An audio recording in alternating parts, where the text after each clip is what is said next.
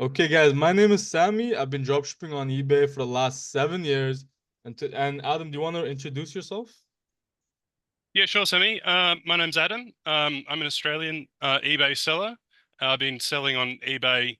Well, I've always had an eBay account, but I've probably been selling from about 2018 onwards, and I've just primarily selling secondhand books on eBay. Gotcha, gotcha. So Adam, let's begin with your story, man. Before we begin with the story, tell us your numbers, yeah? Like how many listings do you have up? How much revenue have you made? And what is your target? What's the goal you're trying to hit, yeah? Yeah, sure.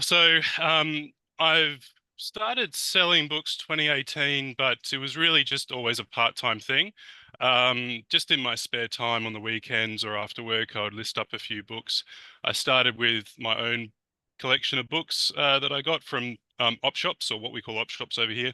You probably call them thrift stores Mm, or thrift shops. A lot of garage sales as well. And then I inherited a whole bunch of books from my mother, who just has been collecting books for forever. So yeah, it's just been a part-time thing. Probably in the past 4 years, I've averaged maybe 50 books a week in terms of listing. So I mm. tend to measure how many listings I put up. So probably about 50 a week. My store is around 8,000 currently listed. And probably over that time, I've sold around 4,000 books or so.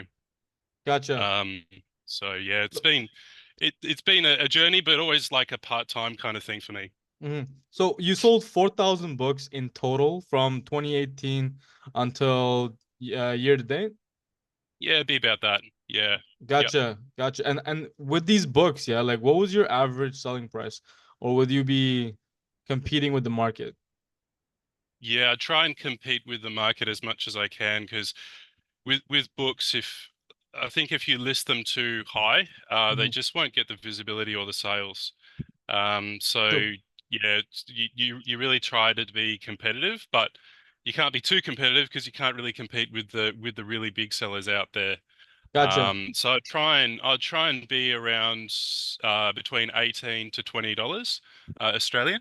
Hmm. And I'd offer free post in that as well. So Gotcha. So yeah, so probably so make about $5 per book. Yep.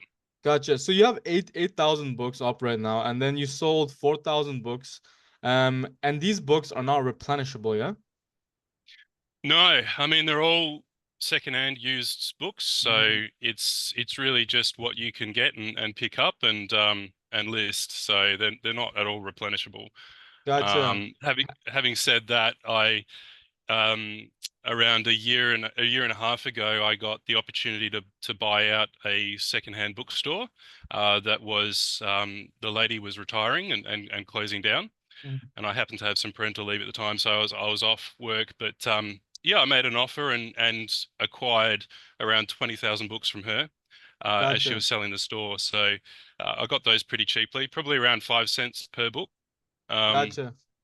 but yeah, there's not too many opportunities like that that come up in this sort of space. So what would be the average price of a book that you'd sell? And do you charge shipping with it, or do you give free shipping? So in Australia, it's all free shipping. Hmm. International, I do sell international as well. So for that, I'll charge shipping, whatever the cost of whatever the weight of the book is. Um, so uh, yeah, so part of my process is when I list the book, I have to weigh it as well, just to get an idea of what the weight is because I've been caught before, especially in international, where you would weigh the book at 500 grams, for instance, and then it's over 500 grams, and you're paying, Mm, you know, heaps more for shipping, yeah. and it just destroys any profit that you would make on the book. So, Do you yeah, ever try you got ripping some pages out? that makes it worthless. It I makes mean, it it's a used worthless. book, So, man. There's got to be some nah, discrepancies. that's the thing. Like, if you damage it, then a book can go from being valuable to being completely worthless very, very quickly. Yeah, no. So tell me about the buyers. Yeah. So these guys that are buying the books, are they buying it as collector pieces or are they actually buying it to read it? I think a mixture. Like I do come across collectible books, but they're not that many. really out there that I see on a regular Gotcha. basis. So a lot of them are newer books that somebody's read for the one time and then donated it. Yeah. And so I tend to pick up those and then resell those. So yeah, yeah. Because I've seen like some vintage Bibles, they go for like thousands of dollars, yeah? And I know some guys are just like collecting those like vintage Mm. books and then reselling that. Have you ever thought maybe like your bunch of books had like more value than you can see? Do you check them up like that Uh, or? Yeah, I do. I do. So I can go through like my process just quickly, from beginning to end with a book. Like with all my books are stored in boxes, so I take out the book from the box.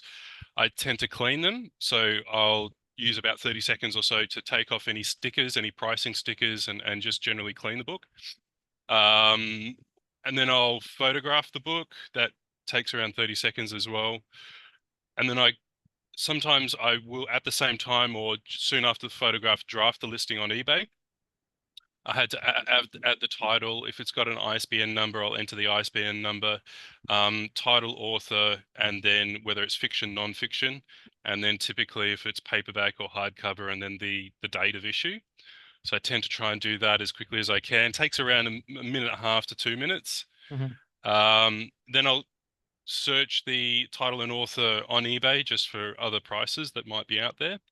Um, and then I'll quickly try and weigh it and do a calculation in my head as to how much postage will be, because in Australia postage can be pretty expensive. So you need to make sure that you take care of that, and then determine the price, list it, and then put the book away. So all up, it's about 4 minutes from beginning to end for each book for me. Okay, so to list and to fulfill. To put no, not to fulfill, just to put away. So I've got Mm. storage. Behind me, I've got boxes. I started off with books in boxes and numbers, Mhm. until that became just too much. And I would stack up the boxes as high as I can go. And then, of course, you would sell the book at the very bottom of the box, very bottom of the pile. So I'm you'd have telling to you. unstack everything. And then, Oh, so it's just becoming ridiculous. I see it now. You have like a category system in the back.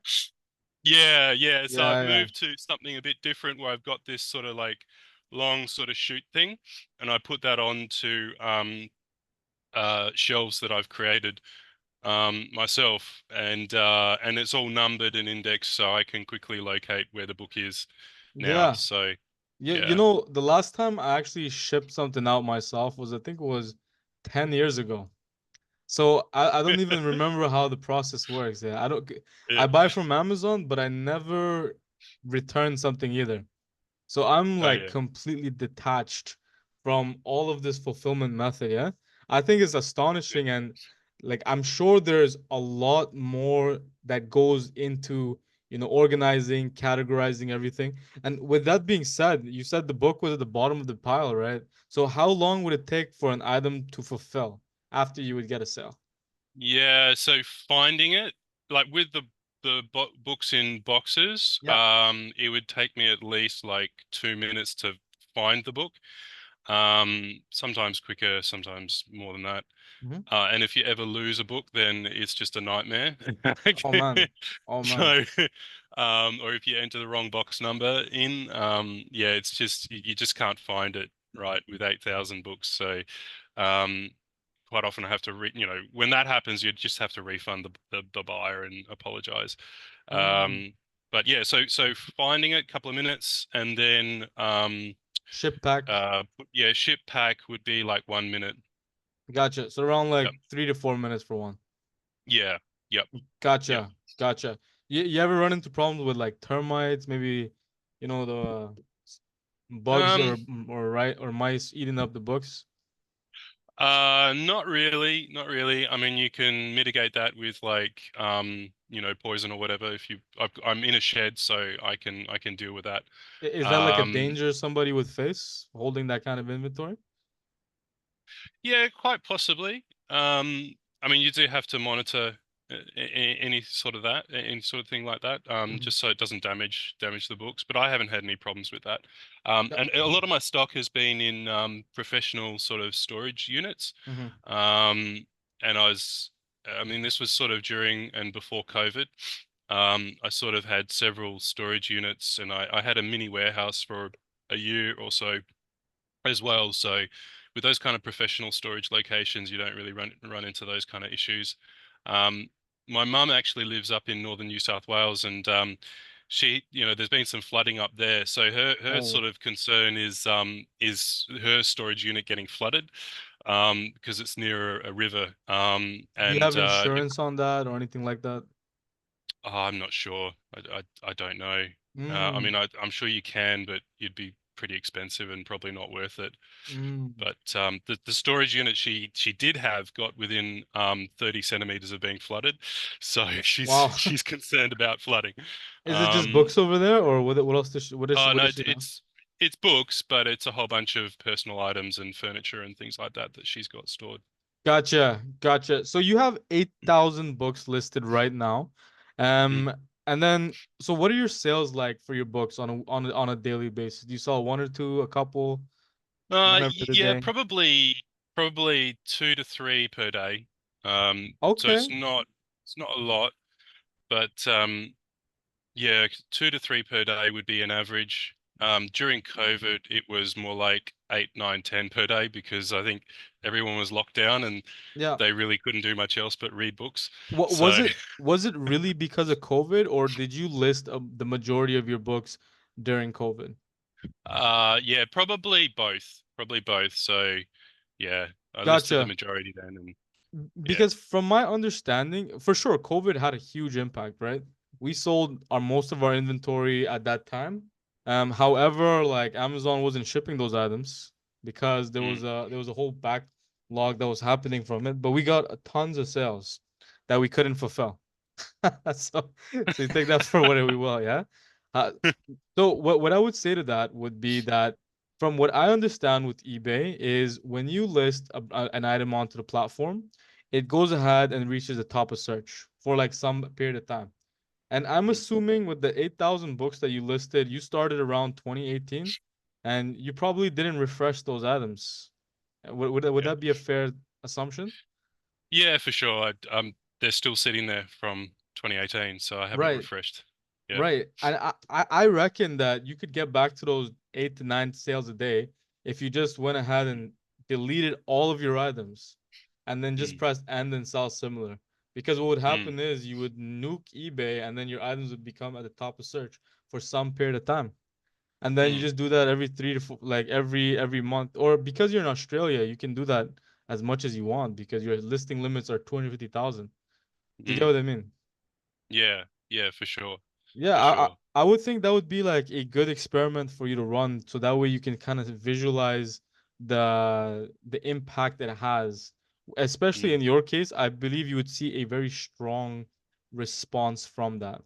So right now you have listed 8,000 books, right? You said you got a bookstore. mm. How many books in total do you have left to list now in total?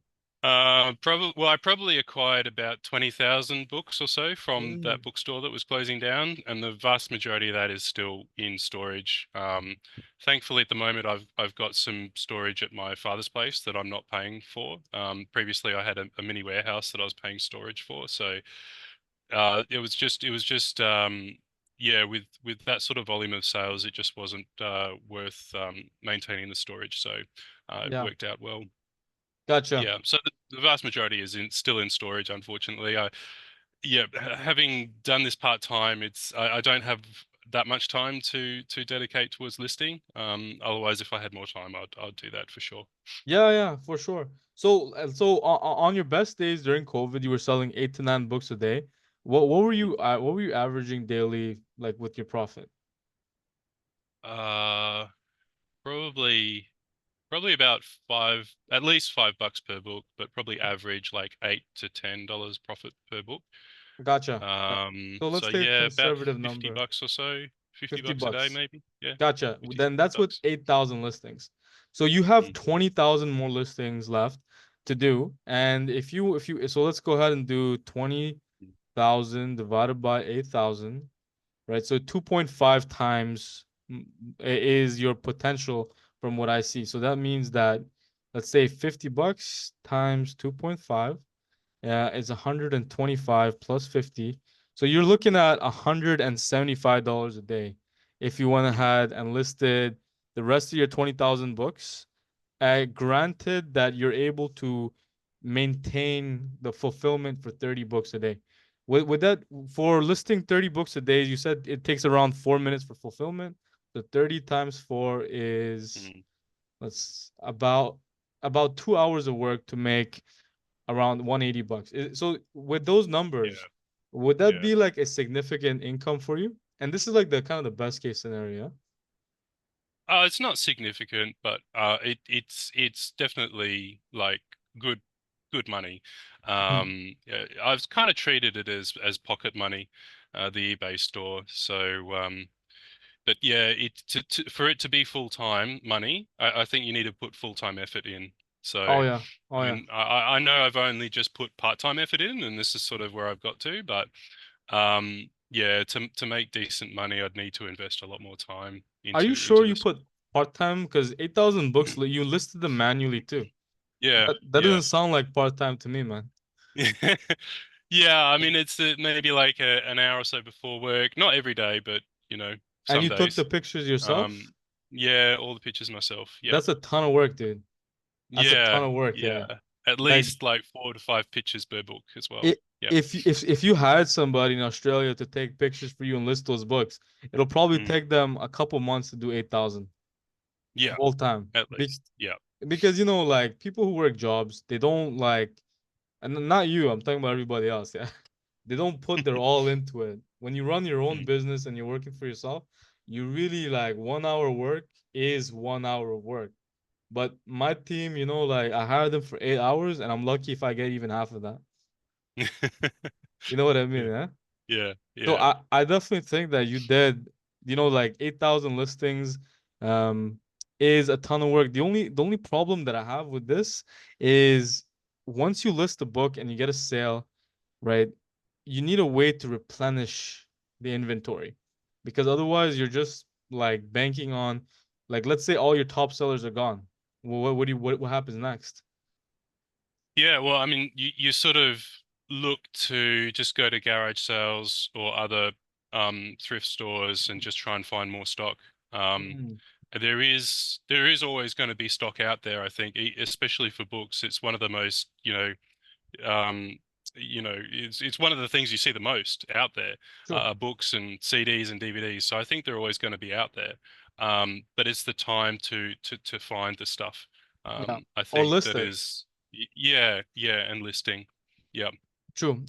So, one idea I thought of is like, have you ever looked into like those printing machines? Printing machines. Print the book Um, after you get the sale. print on demand stuff. Yeah, No, I'm talking about the yeah. books. Yeah, find the PDF and then go ahead and print it after the fact. No, I haven't thought about that sort of No, thing. that is I feel like there's probably guys out there that do things like that because if somebody's doing that for popular brands like Nike, Gucci, Hmm. I'm sure someone has figured that out for books, and it's There's probably definitely, a lot safer. yeah, there's print on demand books. I think there's a lot of drop shippers who do books as well. Oh, really? Um, but Interesting. and I think they're probably doing a lot of print on demand stuff. Hmm. But yeah, I haven't really investigated that. I've always just been working with physical inventory. Um, so yeah, but Oh, I think oh I yeah. think there's a market for that. Oh yeah. Oh yeah. So definitely, I did the math. It looks like if you did list your 20,000 books and you maintain your items at the top of search, you'd be making around 5,400 a month. So that I think that's pretty Mm, significant too. yeah, Granted, yeah, you're able to actually list those 20,000 books, which is gonna take you, let's see, 20,000 times yeah, 4, 80,000 minutes divided by 60. Whoa. So that looks like 1,333 hours divided by 24. You're looking at 55 days of full-time work, 24-hour yeah, days round the clock, yeah? yeah, yeah, which is That's not a possible. ton of work. That's a ton of work, man. Yeah, I think it would take me like 6 months at least to get to a full-time income with this because I find myself, like, it's not just listing that I find myself spending time. It's a lot of the time, probably maybe even 50% of the time is just moving boxes around Yeah. and sorting things and building more shelving units and like creating these plastic chute things. Hmm. So a lot of the time is not actually listing and fulfilling. It's just organizing yourself so that you can Right. get to the point where you can start listing product. So yeah, I hear yeah, you. I hear you. So if so, let's talk about eBay dropshipping. Like, give us your story on what's happening with your eBay dropshipping business, when you started, how you liking it, like how many listings you have, and the revenue you're making. Yeah. yeah, sure. So I sort of started dabbling with drop shipping like a while ago, maybe about 4 years ago. Just sort of looking into it, but from my experience, the margins were just so low, it just wasn't really worthwhile. Um, and so I've just been focusing on the books. Probably a couple of months ago, I started looking at dropshipping again and came across EcomSniper. And I think I was really looking for AI tools as well that can help.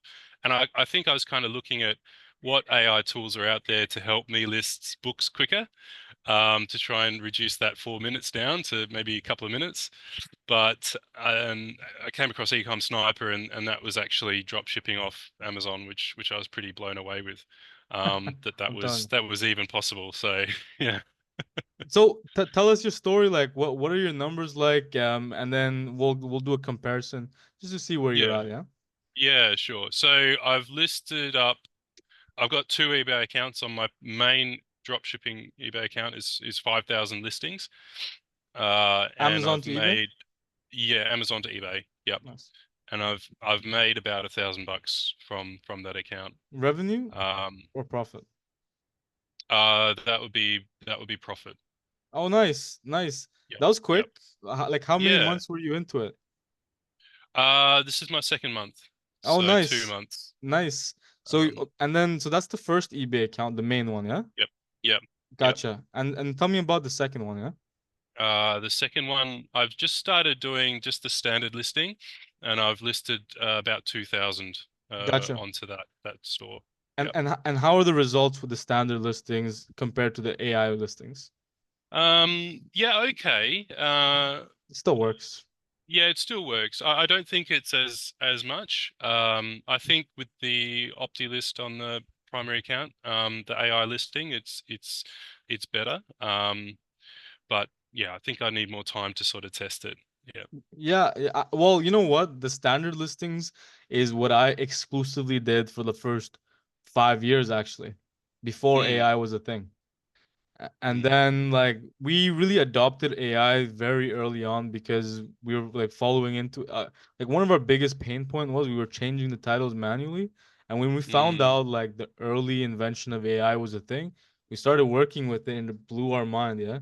It solved such a huge pain point of optimizing those titles. However, because you're in Australia, right? mm, I reckon that the markets are still unsaturated, so AI would definitely be a like they would it would kind of future proof your accounts so that other people wouldn't be competing with the titles that you have from Amazon.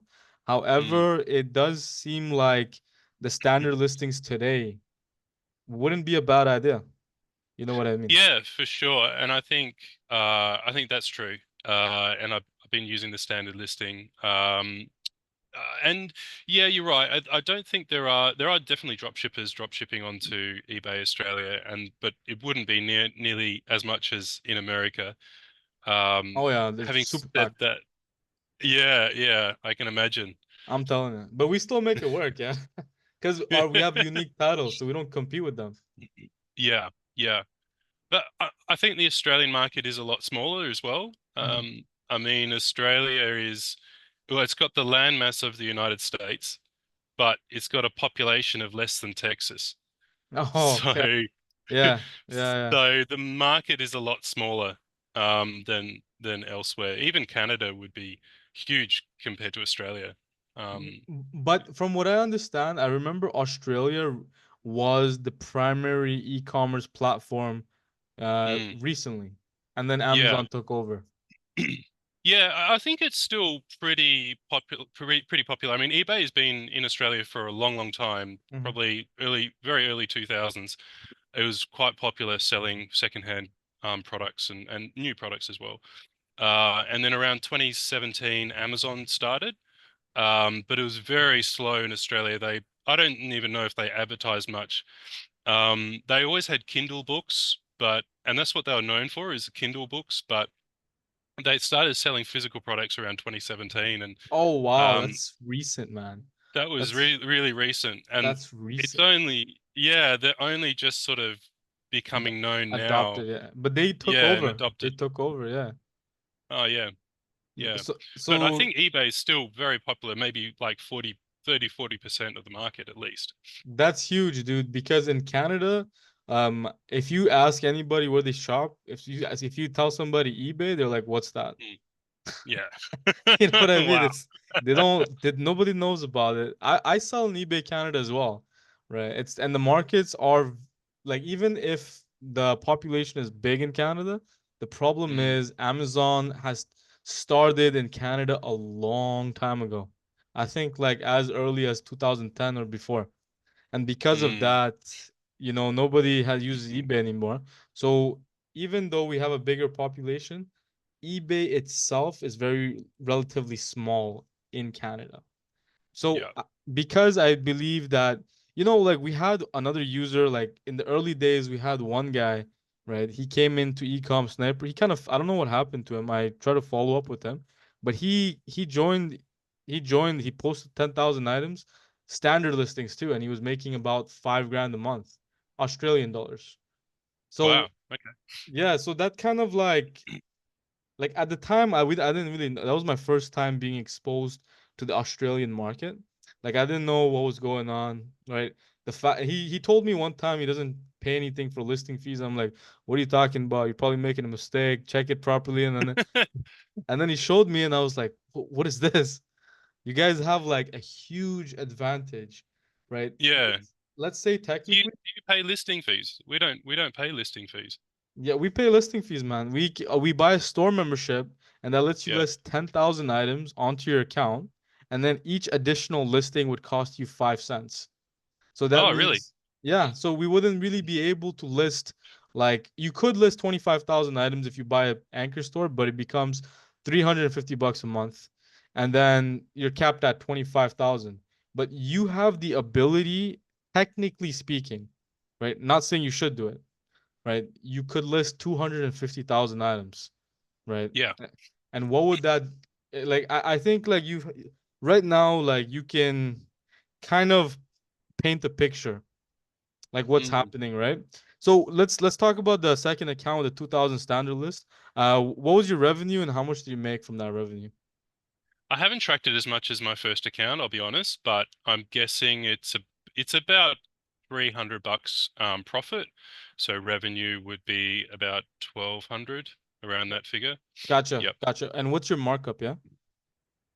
I've been doing 80% on that second account with the standard list. And Hmm. with the other account, I started off at 80%, but I've actually switched to 140%.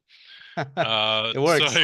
I've sort of increased it, and I Yeah. kind of figure because I'm using OptiList on that, it's a bit more expensive to list. So I was marking it up more, and I'm kind of thinking if I mark it up and then do markdown sales, that might attract more interest and that sort of thing. So Oh yeah, dude, 100%. When you have a higher markup, you can play a lot around with it. And I think the most mm, important thing is you need to have listings up on your account because when you do have them, you can refresh them anytime. And when you mm, refresh them, they're going to come to the top of search. So we released a new feature, right? The end and sell similar. In your case, that could be a very powerful tool because you're not limited to our context window of 24 hours. You can mm, pretty much relist your entire store daily. Which if you should do that, probably not, because we don't have any evidence that says that you're not gonna get suspended for doing that. Because that's pretty much kind of like a hack. mm. Do you get what I mean? Yeah, yeah, I get what you mean. I think though, if I relist. an item, I won't be able to add it to a markdown sale until after 7 or 10 days. But if you sell So it similar doesn't. though, it's a bit different. Um, yeah, I'll have to test it, but I think it gets excluded from any markdown sales for like 7 days. I feel like the end and sell similar is way more powerful than a Mm, markdown sale. Actually, no. mm, Like I think the difference with the markdown sale would be that it boosts conversions, not per se impressions. So somebody comes onto yeah. your listing and then they see a markdown sale, they see 4 hours left, and then that urgency kicks in, right? And that Hmm. conversion rate goes higher. So I guess Yeah. it depends like um what the goal would be. If your items are relatively decently priced, you could probably get away without markdown sales and just and then sell similar and just have high visibility. What the right answer is, I don't know yet because the everything works. Yeah. Yeah. Just Yeah, for finding out sure. what's better, what works better. You know what I mean? Yeah. And in a buyer, I think the perceived value of an item is Hmm. higher if they see a big number and then a bigger, like quite a large markdown Yeah. percentage, like 20-30% markdown. Oh, dude, eBay, like I watched eBay's video recently where they did eBay Open, and they told me Mm. they said that if somebody puts a markdown sale of 20%, that is the sweet spot. It's just like if Mm. 5% is not enough. Like we always do 5%. The reason why was just because a markdown sale is better than none, right? But I'm thinking about just changing our whole system and just going for 20% across the board because I've been doing exactly what you've been doing. I'm marking up an item 140%. I do a sometimes a 20% markdown sale, and then when I get an offer, I give them another 20% just to kind of throw it out there. And then Yeah. it Yeah. works. It really works, man. When you Yeah. have that room for to throw out those offers, it becomes something very powerful, yeah. So now that you have 5,000, like 7,000 listings in total, what is the goal? What is the number that you're aiming for, yeah? Oh, definitely as much as possible, I think. I think like Number. yeah, 20 I think I'd like to hit 20,000, but obviously my first goal is 10,000 on the one account. And then once I've got to 10,000, I think I might just rest it for a little bit and then focus on Smart. the other account and bring that up to 10,000 Smart. And and then so and maybe go from there. Yep. you do have the ability to go to like 250,000 technically, right? Is that ever Mm. going to be in the cards for you? Like, are you like seeing that number in your head? I'm not sure because yeah, I don't want to run the risk of getting suspended. Yeah. Um, especially if you accidentally list up a Vero item or Hmm. several items that might be Vero. So I'm kind of concerned about that. So I might keep it at 10 to 20,000, I think. Mm. And Smart. then look at other accounts. Yeah. Smart. So Yeah. you didn't get trigger happy, yeah, Not yet. yeah. But you can see like Yeah. how the trigger happy, like how easy it is to get trigger happy in this Yeah. business. Yeah, it is. It's super easy, especially with the AI tool. I mean, you can start listing products overnight while you sleep, which is just for me just amazing. After having done this manually, I know how much time 100 listing is. So to do I'm that in telling a you. few hours is just crazy. I'm Yeah. telling you. And just like your books that you listed those 8,000 from 2018, the listings that you Mm. have now, so long as you Yeah. don't get suspended, you're gonna have a business again that's gonna be running for the long term. Do you get what I mean? Mm. Still, there's gonna be Yeah. maintenance to do, like maybe refreshing the listings, post some new items every now and then. But it generally, if as long as you're a good seller, they don't really Mm. bother you. You'll see dropshippers that are like all the way from 2016 still on eBay Australia, I bet. I know you can Yeah. find them on Canada because I'm one of them. And same with the US and some other. I believe eBay Germany has a couple as well. All of the eBay platforms, somebody has figured it out. Mm. And then they Yeah. just went ahead and went to town with it, yeah? Yeah, for sure. For sure. So tell me what your projections are, and then we'll Mm. we'll go into like a comparison between um the fulfillment side from dropshipping two books, yeah? Yeah, so I think definitely two accounts, maybe around 20,000 listings each, and then look to open up a third account, and probably under a business name. So Go what go from there. what would you project with 20,000 on like on three accounts? What would that what would the numbers look like just from like an early guess from what you've been seeing? Probably around 3,000, yeah, 2 to 3,000 profit per account. So let's say 2,500. Per per 10,000 listings, I think. Okay. Um, so yeah, 8 to 12,000 a month, I'd say, For three accounts, yeah? for three accounts. Yeah, Nice, nice. yeah. Yeah, and you know like so how long would it take you to execute those three accounts Uh, to the full yeah, 20,000? Like what do you think? couple of months at least, I think. Gotcha. Yeah. So wouldn't it be a better idea to maybe make like 20 eBay accounts and post 1,000 on 20 of them and then just get the same result next month? Yeah, I mean, yeah, for sure. I Like think to why do that though, wait? yeah, but to do that, I'd need to have separate like computers, and I think it would be a concern about having. I couldn't create 20 accounts on the one computer and the one account name and etc. So I'd need to have 20 different bank accounts, computers, different phone numbers. Um, so yeah, it would take a lot of setup work, but it's definitely possible, definitely doable. Yeah. Well, well, from my experience, the only thing that I don't know about eBay Australia is how eBay Australia's registration process works, how they're doing the link Mm. checks, whether you can do the status change trick with an Australian account.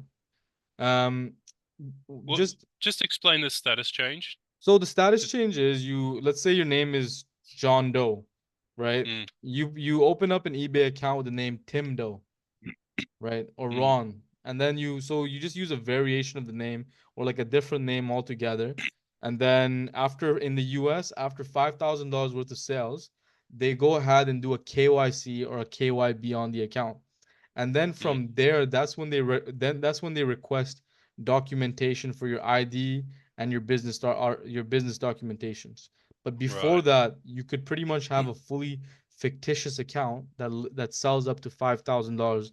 And then because you've already sold $5,000 worth of products, you Mm, have built a reputation with eBay. They like you, so they don't bother you after the fact. yeah. Do you Yeah. get what I mean? Yeah. I looked at the business registration process, and I think they require all the business details up front. Um, but you're But saying that they don't they require don't that. ch- they don't check is what I'm saying. Oh, I see. Because Right. right, because if they do a KYB, like know your business, on every registration that happens, it would be very Yeah. expensive. From the Yep. last time I checked, I believe that Adyen, the KYB processor in the US, and Truly You in Canada, what they do is they charge $5 per KYB.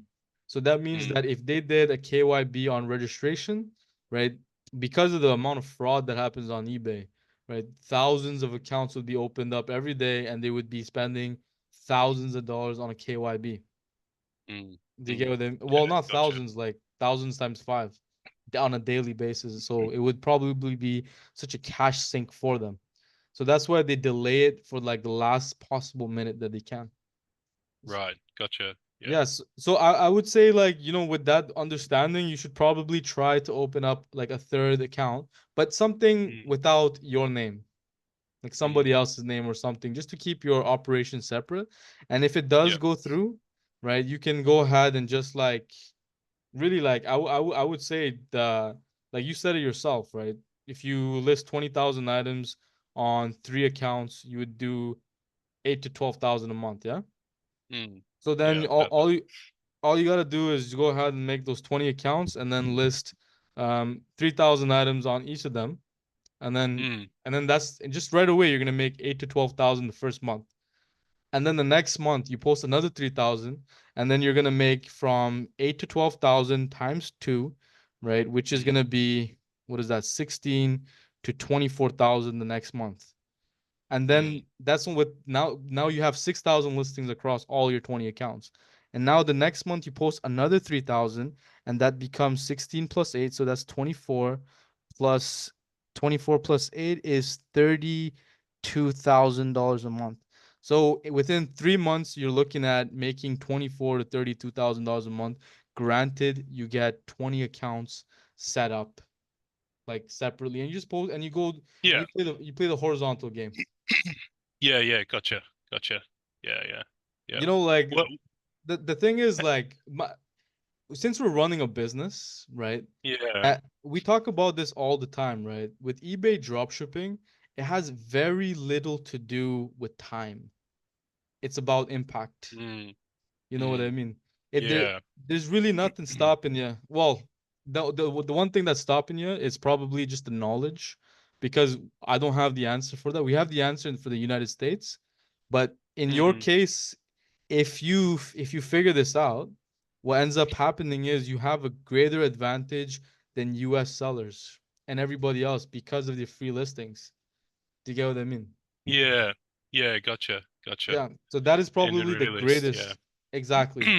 Just the Yep. free listings, like where you don't even have to like pay for any listings. You can literally grow an account to like Yep. 20,000 listings, right? And we just did the math for 9,000, right? Mm, If you take your accounts to 20,000 with 20,000 items, you're looking at 48,000 to 64,000 a month, right? mm, Like that's the number, and you can probably get there within like a year. yeah. Yeah. So the That's numbers pretty are, I'm pretty telling huge. you, they're huge numbers, yeah. But Yeah. it's a logical process, and the thing is, we take this business to scale, right? So we see those numbers. Probably not the Mm, same because Australian has, like a cap of, like, doesn't really have a cap per account. Like we will stop at 10,000 and do 1 to 3,000 per account, and we'll just yeah. we'll run with that. But you Yep. can probably take that much farther if you wanted. You know what I mean? Yeah, So I'm thinking I could take the one account a lot further. I mean, even like up to maybe 50,000 listings over a period of time. yeah, yeah, over 3 years. Um, yeah, I got yeah. The thing would be zero and not getting suspended, but within if you can three. mitigate that, yeah. If you do it over the course of like a long time, then what would happen is you Mm, would list 1,000 items, and then you'd get one or two Vero, but then you'd purge those items, and then the next month you'll list another 1,000 items, and then you'll get another one, two Veros, but and then yep. you build up the listings on your account in a safe way, as opposed to listing 50,000 in one day, which is gonna get you kind of booted from the platform. You Yeah. know what I mean? Yep, for sure, yeah. So That would Sammy, be the way. Yeah, can I go ask ahead. how many accounts you're running? Yeah, yeah. So let me pause the video real quick. Yeah, yeah. Yeah, so I just paused the video because some private things, yeah. Yep. No worries. Yeah, no worries. Yeah. Okay, so just to continue off, like, um so so tell me about the fulfillment, how long it takes to fulfill an item, yeah? Yeah, so it's for like books, it's around 4 minutes per item. So finding it, getting it. I've got bags that I use, and I've got a printer that I print out the label. Oh, At least the we've already talked about fulfillment for the books. I'm talking about the drop Yep. shipping, yeah? Oh, the drop shipping. Yeah, sure. Yeah, that's pretty quick and easy. I'm doing it all manually, so Mhm. um, it's just really just copy and pasting the address, making Yeah. sure the address is correct, and then paying for it, and then communicating with the buyer. Yeah, yeah, very true. Very true. So So, yeah, go ahead, sir. I was just going to say it's probably about 1 to 2 minutes on the actual purchase on Amazon, and then another minute or so on eBay. So yeah, under 2-3 minutes. Gotcha, gotcha. So right now, like, give me a comparison of of the eBay dropshipping model as opposed Mm. to selling physical books. Like, give me your. Yeah, well, as I mentioned, it's like 4 minutes for one book, so it's double the time. Mhm. and quite often I'd be making like $5 per book, whereas with the Amazon Amazon to eBay, it's maybe like The 8 to 10 bucks profit. Yeah, it's a real range, but I'm trying to sort of skew towards more higher end stuff. So Oh yeah. around $10 per item, Oh, I dude, think when is when you get your first maybe the sale that gets average. like $100 in profit, that kind Yeah, of blows your mind, dude. You know what I mean? yeah, I've been getting sales like that, and then those are the most addicting ones, right? They really hook yeah. you, and you start seeing a vision in your head, like, what if I sell 10 of these a day? Yeah. I've definitely had that with books. Like I've definitely sold books for like over $100 that I got for $1 or 50 Wow. cents. But that's really rare that you would get that sort of thing, and it's just not replicable at all. So Hmm. maybe once every 3 months or something, I might get that kind of opportunity. But yeah, with I think with drop shipping, that's a lot more possible Hmm. to have those kind of things occur. So. Yeah, yeah. But I think maybe an average of $10 profit per item is sort of what I'm thinking would be good. Gotcha. Maybe more. So yeah. Gotcha. So tell me let's do like a pros and cons regarding Mm. the I would say would you say this is considered retail arbitrage for your books? Yes and no. Because a lot of them are not, you can't buy them. A lot of the books are not still in Retail. the bookstore yet, retail. Yeah. Um, so Just yeah, arbitrage. yeah, arbitrage between a garage sale, what somebody wants to get rid of a book now, versus what somebody might be willing to pay for it in the future. Yep. Gotcha. Gotcha. So what would you say the pros are regarding the arbitrage business with books? Book arbitrage. Um, Probably the fact that it's so plentiful. There are so many books out there And that cheap. yeah, and cheap. It's just very easy to get into. And like in Australia, it's a relatively small market. So, but even here, like you can just pick up a lot of books, even for free. People giving away books.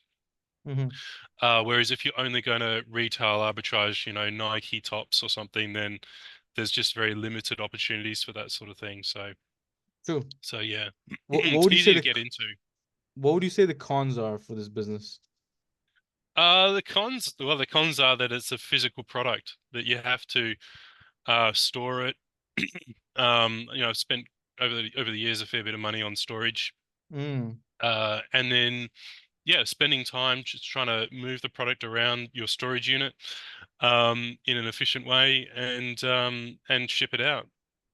Oh yeah. So Oh yeah. yeah, So for regarding eBay, what about eBay dropshipping from Amazon? What do you think the pros are and the cons are for that?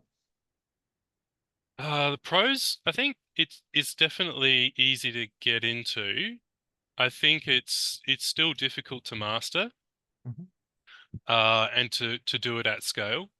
I think that's where the challenge is. A lot to know. Yeah, and there's a lot to know.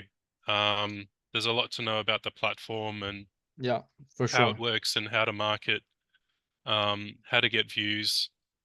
For sure. Um, For sure. yeah, what to Like do if you have would problems. You'll come across problems, so you need to navigate that as well. Yeah, would you say your background selling books made your learning curve much easier? for sure. Yeah, I'd say so. Um, Like you and already had an just affinity with the platform. yeah, affinity with the platform and what to do if somebody's not happy with Hmm. their item, Very true. uh, all that sort of stuff. Yeah. Gotcha. So what would you say the cons are? Well, I think you did say the cons. It's a lot to know, yeah? Yeah, there's a lot to know, and I think you'll still come across some issues, For more sure. on the customer service side of things. Hmm. And there's a couple of occasions where I listed a product on from Amazon that was on a deep discount. So at the time I listed it was like 50, 60% off. Hmm. And then by the time I've sold it, the Amazon sale had finished. So there's a few sort of things I needed to learn about drop shipping and how to improve what I'm doing basically. Yeah. For sure. Like the customer service aspect. The I would say that all of these problems or any problem on eBay can be solved with customer service. As long Mm. as somebody masters that, you can even pick up the phone, call your buyer, tell them a beautiful story, and then they're gonna go ahead and maybe give you a tip. Yeah. I'm telling you, that's exactly how it works. Yeah, people like Yeah. are they fall in love with the sellers, right? If they know Mm. that you care about them, they're gonna reciprocate, in spades, right? Yeah. That Yeah, I for think sure. For sure. that's the greatest advantage that we have on eBay, where we can really personalize the experience for a shopper, right? No other platform gives us that level of intimacy. And you know that if we think about it, right? Like if you want to make, like, let's say the goal is to make $1 million, right? Right. Mm. So to make $1 million, let's say that each shopper, like let's say you built a connection with a shopper, right? Um, and then let's say you made $5,000 from that person. So that Mm. means that you would only need to service 200 people, right? And get an LTV, a lifetime value of $5,000 from 200 people to make $1 million. And because we're drop shipping, right? Think about it this way. Like this is something that we are like exploring right now. So this is kind of some of the latest research or the innovations that we're thinking about. But Mm. the goal that we see is a concierge service, right? So the shoppers that are buying from us on eBay, the ones who left you a positive feedback, we know that these guys are not shopping on Amazon. They're not price matching because they left a positive feedback that's singing, right? And then they bought it from you. So they don't care about the Amazon box. And these guys are Mm. shopping online for all of their needs. So imagine being able to pick up the phone and telling, "Hey Sally, like you left a positive feedback. Let me service you more, right? What's your problems? Let me figure it out." And then you literally just went ahead and gave a concierge service to them and sold them $5,000 worth of products. And then the best offer that you can give them is, if you don't like it, you don't pay. You can just return it for free because Amazon gives Mm. us free returns. Yeah. Yep. So very Yeah. powerful way of doing it, yeah. So 200 people, $5,000 LTV, you're looking at making a, Mm. a million bucks, right? Only eBay Yeah. gives you that ability to give that level of intimacy because if you look at your feedback, right, they're Mm. beautiful feedbacks that somebody took the time to write out, right? That it to me that's crazy, right? Somebody is like you've read the feedbacks, yeah? Yeah. Yeah. Yeah, for sure. Very personal. Yeah. So Yeah. Yeah. imagine 200 people and you built like a a relationship with them. So give me your thoughts on that, yeah? Yeah, I think that's pretty powerful. And I think linking it to your own Shopify store, or like to your own store, um, would would be pretty amazing if it's possible to do that sort of Oh thing. yeah. So yeah, yeah. I think it's difficult on eBay as a platform because you do get lost in amongst all the other sellers. It's really Yeah, hard to it's differentiate true. yourself. But on your own website, it's easy to do that sort of thing. Yeah. Oh yeah. Oh yeah. If you can funnel Yeah. the traffic from eBay directly onto your website and just do the same Mm. process, but you call Mm. Sally up one by one and tell them, "Hey, what do you need?"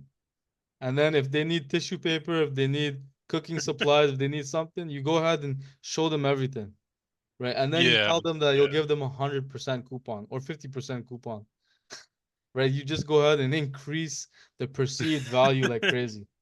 But the Yeah. greatest Yeah. benefit that they get though is the concierge service, right? You because imagine that Sally has a problem, but she doesn't know, like if she's buying from you, right? The assumption is she's probably not tech savvy enough to find the products that she needs, right?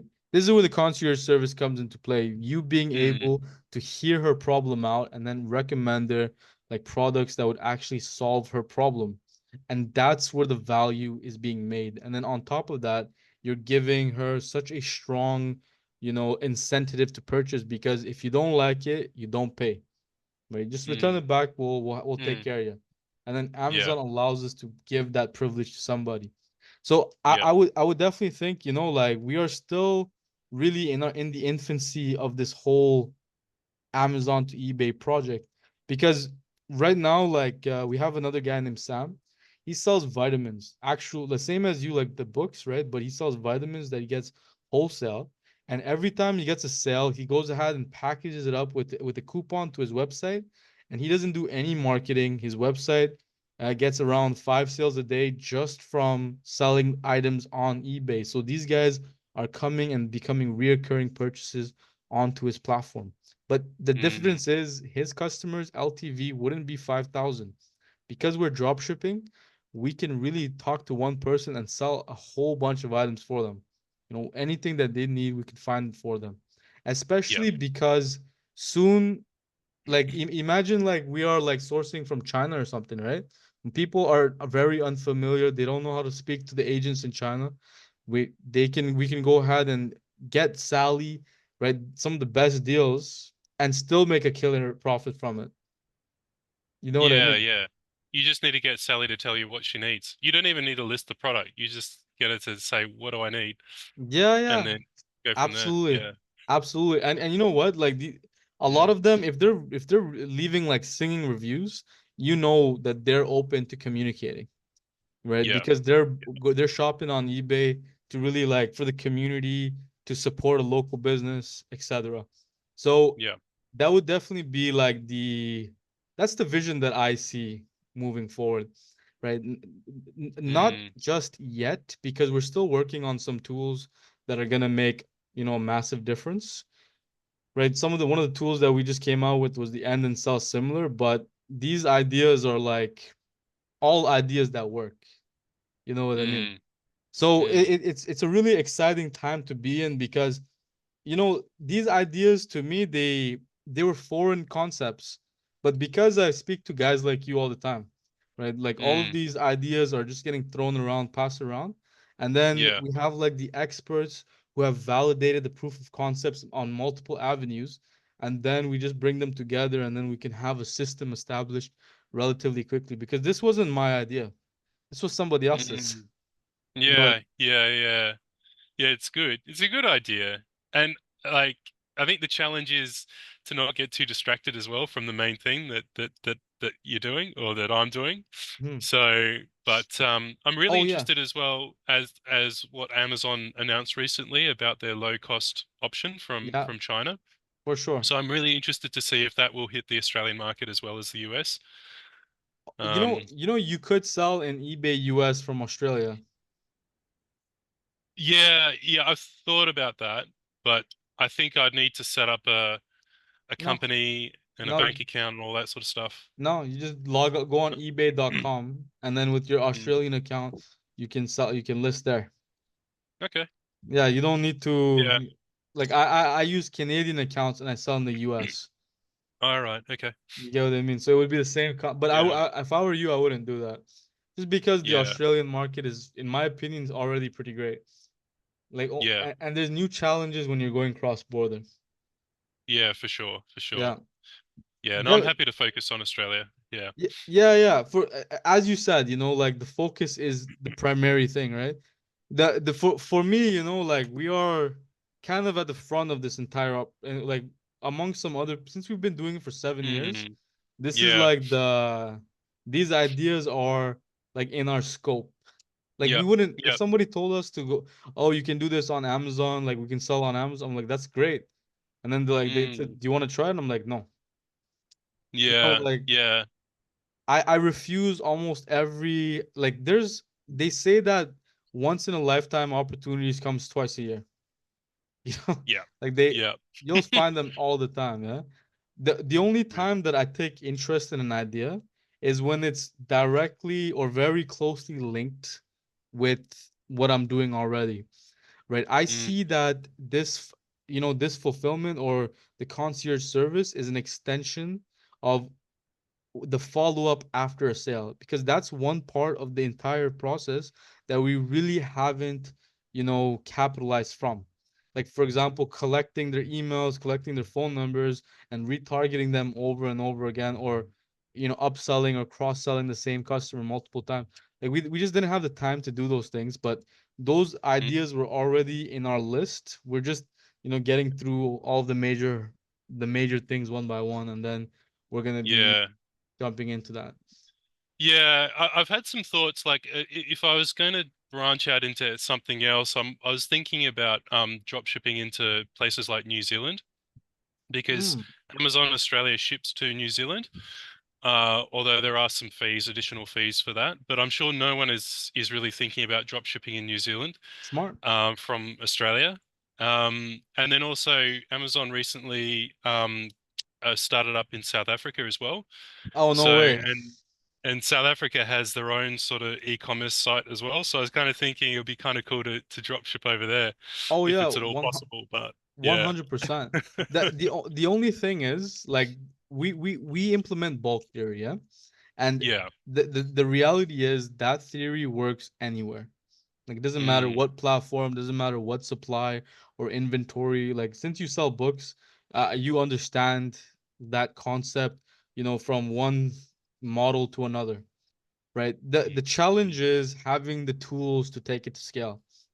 You yeah, know what I mean? yeah, It's or the mm, systems, right? mm, Maybe you hire employees that you're able to go ahead and like scale any business model therein after. Do you get what I mean? So yeah, it's more yeah, about like everything works. It's about just having like there's a nice quote that from James Clear. He said that a man does not reach the level of his goals but falls to the level of his systems, right? And I think that is like absolutely true and very true in our business model as well because it has little to do with creativity. The way we do it is not has nothing to do with, art or skill or talent. It's more like just numbers. You know what I yeah, mean? The yeah, input is equal to output. So very, very true in that case, yeah. So mm. this kind of like we talked a lot about eBay. So can you give us some advice for anybody who wants to start um let's say they want to sell books on eBay? Like what would be your advice to somebody for that? Yeah, just I mean, get started.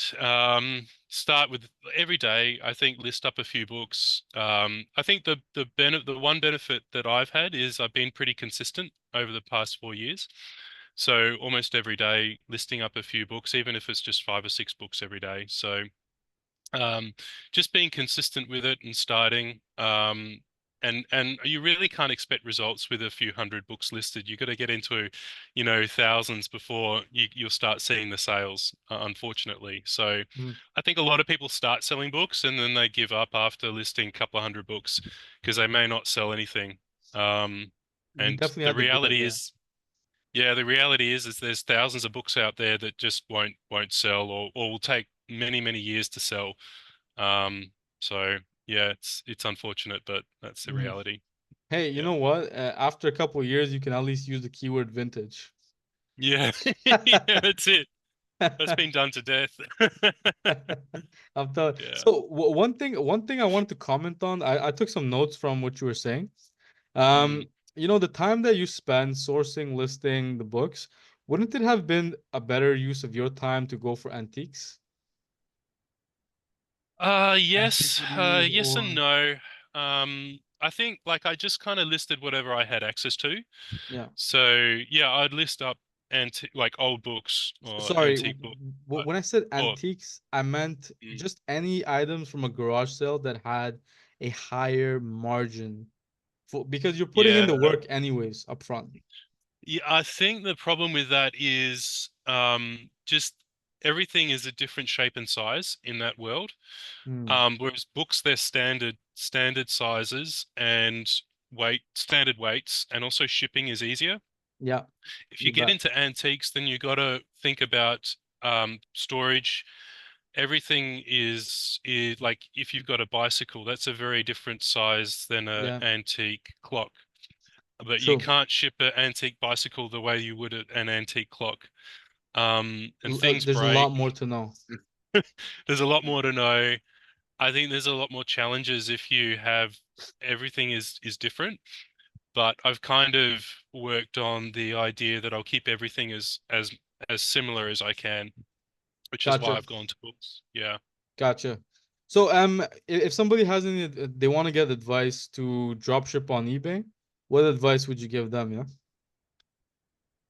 Again, just start and be consistent about your approach. Every day, try and do something, even if it's just learning about the platform, learning about how promotions work or markdown sales.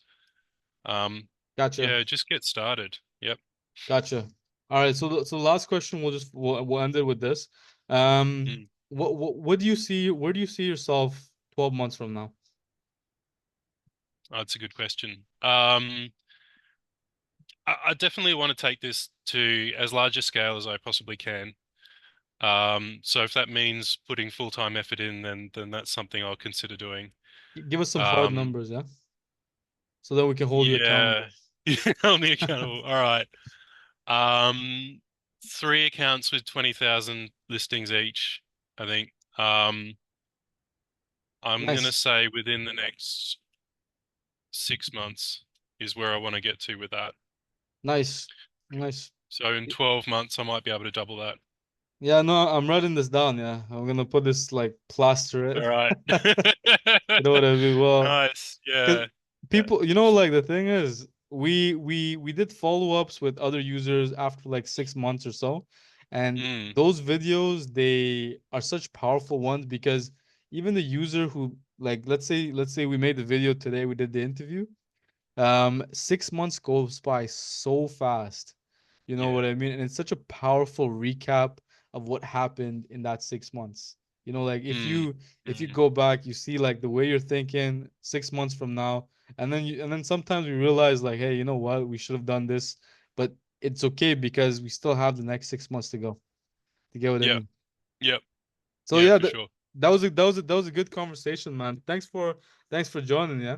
And if anybody wants to Yep. learn more about the tool we're using, it's at ecomsniper.io. Thanks for having me. Yeah? All right, take care. Thank you. Thanks.